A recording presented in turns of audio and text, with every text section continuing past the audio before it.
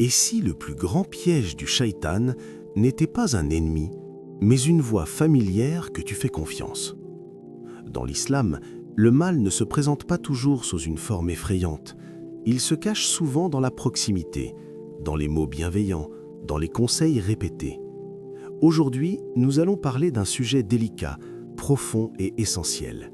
Comment Shaitan agit parfois à travers des proches, amis ou familles, sans qu'ils en aient conscience. Pas pour semer la méfiance, mais pour réveiller le discernement. Le danger de l'influence invisible, il existe un paradoxe silencieux dans le cœur humain. Plus une personne est proche, moins nous la filtrons. Le cerveau baisse la garde, il se détend, il confond l'habitude avec la sécurité. Psychologiquement, la familiarité désactive l'alarme intérieure. Quand une parole vient d'un inconnu, elle est analysée. Quand elle vient d'un ami, elle est absorbée, sans débat, sans résistance. C'est ainsi que l'influence la plus profonde n'est jamais brutale.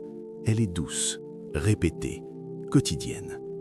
Spirituellement, le Coran ne nous met pas en garde contre les foules anonymes, mais contre la proximité trompeuse. Allah dit clairement de ne pas prendre pour alliés ceux qui fragilisent la foi, même s'ils semblent proches, même s'ils parlent avec chaleur. Le prophète sallallahu alayhi wa sallam renforce cette vérité en liant directement la foi à l'amitié, pas au discours, pas aux intentions affichées, à la proximité réelle.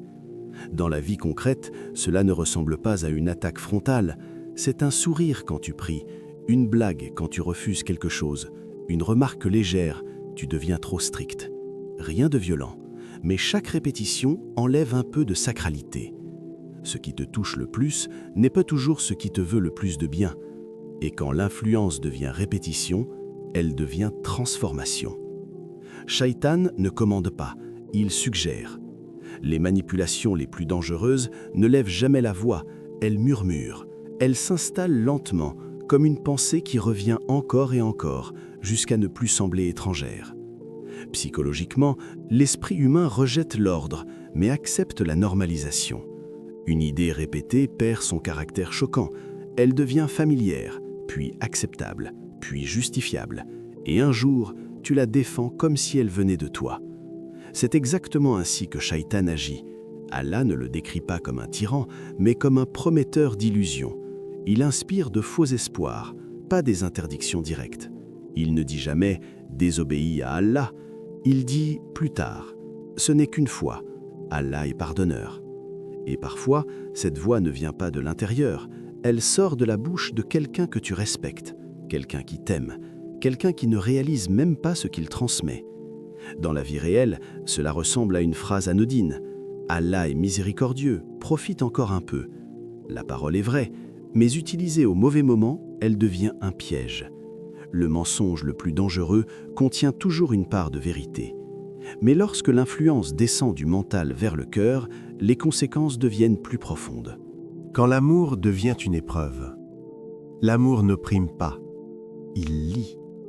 Et c'est justement pour cela qu'il peut devenir une épreuve silencieuse. Psychologiquement, aimer crée une dette invisible. On se sent redevable, on veut préserver l'harmonie. Alors quand une parole nous blesse intérieurement, on ne répond pas.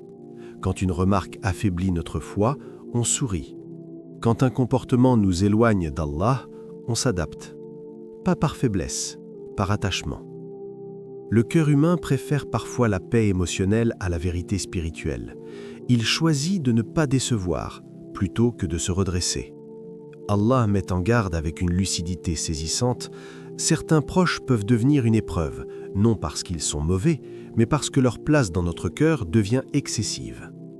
L'amour, quand il n'est pas aligné, détourne doucement, sans bruit, sans conflit. Ibn Taymiyyah résume cette réalité avec une précision tranchante. Tout ce qui t'éloigne d'Allah est un mal, même s'il se présente sous une forme aimable, rassurante, familière. Dans la vie réelle, cela ressemble à cette phrase. Tu étais mieux avant d'essayer de changer, avant de te rapprocher d'Allah. Mais mieux pour qui? Tout amour qui t'éloigne d'Allah doit être rééquilibré, pas adoré. Et lorsque la foi commence à faiblir, le discernement disparaît. Le discernement est une lumière, pas une suspicion. Le discernement n'est pas une méfiance maladive, ce n'est pas voir le mal partout, c'est voir clair à l'intérieur. Psychologiquement, le discernement est une forme de lucidité émotionnelle. Il ne juge pas les intentions, il observe les effets.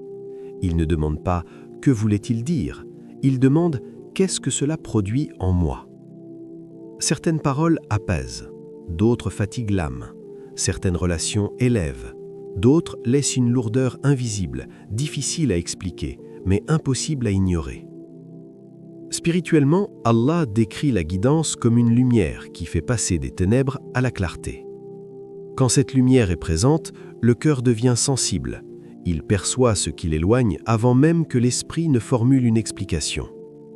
C'est pour cela que le prophète sallallahu alayhi wa sallam invoquait constamment pour la vérité, pas seulement pour la connaître, mais pour avoir la force de la reconnaître et de la suivre. Dans la vie réelle, le discernement se manifeste par des signes discrets. Après certaines discussions, tu ressens un malaise. Ton cœur se ferme. Ta prière devient mécanique, lourde, sans goût. Ce n'est pas de l'imagination, c'est un signal intérieur. Le cœur croyant reconnaît ce que l'esprit hésite à admettre. Mais Allah, dans sa sagesse, ne laisse jamais le croyant seul. Pourquoi Allah permet ces épreuves ? Certaines épreuves ne brisent pas le cœur, elles le révèlent. Psychologiquement, les épreuves relationnelles sont parmi les plus formatrices. Elles forcent un choix intérieur, rester fidèle à ce qui rassure ou à ce qui élève. Elles exposent nos priorités réelles, pas celles que l'on proclame. Quand une relation devient inconfortable parce que tu changes, ce n'est pas un hasard, c'est un miroir. Il montre ce que chacun attend de toi et ce que toi, tu attends de ta vie. Spirituellement, Allah rappelle que la sincérité ne se prouve pas par les mots, mais par les séparations silencieuses qu'elle entraîne. Même les compagnons furent éprouvés par leurs proches. Certains furent rejetés, d'autres incompris. Tous furent purifiés. Allah ne teste pas pour punir, il teste pour distinguer, pour alléger le cœur de ce qui l'alourdit, pour enlever les attaches qui prennent la place de la confiance en lui. Dans la réalité, cela se manifeste simplement. Quand tu t'éloignes du péché, certains s'éloignent de toi. Les invitations diminuent, les messages se raréfient. Ce n'est pas une perte, c'est un tri. Allah ne t'isole jamais sans raison, il te protège. Et c'est souvent ici que le cœur vacille, pas au moment du péché, mais au moment de la solitude. Quand tu regardes autour de toi et que tu ne reconnais plus les visages, quand ceux qui riaient avec toi ne comprennent plus ton silence, quand ta foi grandit mais que ton cercle rétrécit, psychologiquement c'est l'un des combats les plus lourds. L'être humain est câblé pour appartenir, être validé, être compris. Alors quand la foi te place à contre-courant, le cerveau interprète cela comme une perte, presque comme un danger. Mais spirituellement, c'est un autre langage qui se joue. C'est le moment où Allah t'éloigne du bruit pour te rapprocher de l'essentiel, le moment où les voix humaines diminuent pour que la voix intérieure devienne audible. Quand tu te sens incompris, Allah te comprend parfaitement.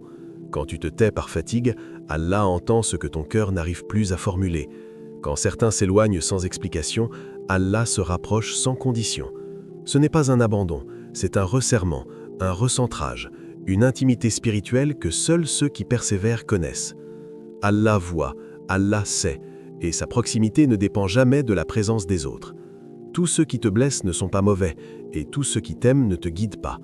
Le croyant mûr ne tombe pas dans l'accusation, il ne diabolise pas les gens.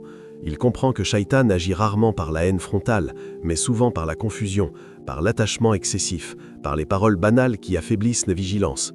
Alors il observe sans mépris, il écoute sans se soumettre, il distingue sans rompre brutalement. Il sait que la vérité ne crie pas toujours. Parfois elle se manifeste par un malaise intérieur, par un cœur qui se ferme, par une prière qui perd sa saveur. Le croyant ne réagit pas avec colère, il invoque, car il sait que la guidance ne se force pas, elle se demande à Allah. Et quand les voix deviennent trop nombreuses, quand les influences se mélangent, il ne cherche pas à convaincre tout le monde, il ajuste sa direction, pas vers l'approbation, pas vers le confort, mais vers Allah. Parfois, le plus grand acte de foi n'est pas de s'éloigner des gens, mais de se rapprocher d'Allah, même quand personne ne te suit. Parce que la foi authentique ne cherche pas l'écho, elle cherche la sincérité. Elle avance quand les applaudissements cessent, elle tient quand les regards se détournent, Elle continue quand le chemin devient étroit et silencieux. Se rapprocher d'Allah dans la solitude, c'est choisir la lumière même sans témoin. C'est marcher droit quand il n'y a plus de foule. C'est croire que la compagnie d'Allah suffit, même quand le monde se retire. Et celui qui choisit Allah dans le silence ne marche jamais vraiment seul.